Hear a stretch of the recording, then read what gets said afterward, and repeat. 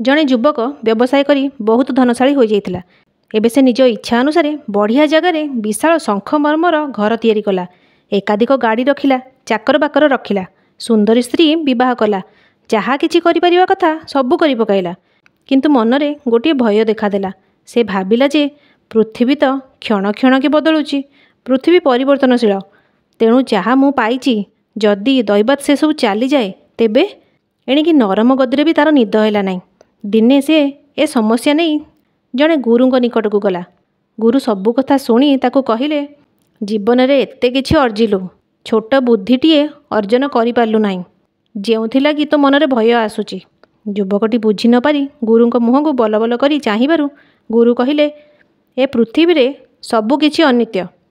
तुमे दिने ना दिने सबु किछि हराइब। केवल फरक हैला हुए तो तुम पाखरु धन संपद चली जाई पारे, जहाँ तते भयभीत करुची।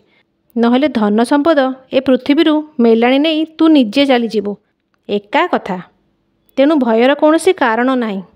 गुरुंकर एभली कथा शुणी युवक जनक आउ भयभीत हेले नाही, तेणिकी आनंदरे रहिले। मृत्यु तो दिने ना दिने निश्चय आसीबो, तो एबेठु डरी डरी बंचिबा कौन पाई। एही कथा भाबिकी से खुशी रहिबाकु लागिले। सांग माने जदि गपटी भल लागि थाए ताले लाइक शेयर सब्सक्राइब निश्चय करिवे। जय जगन्नाथ।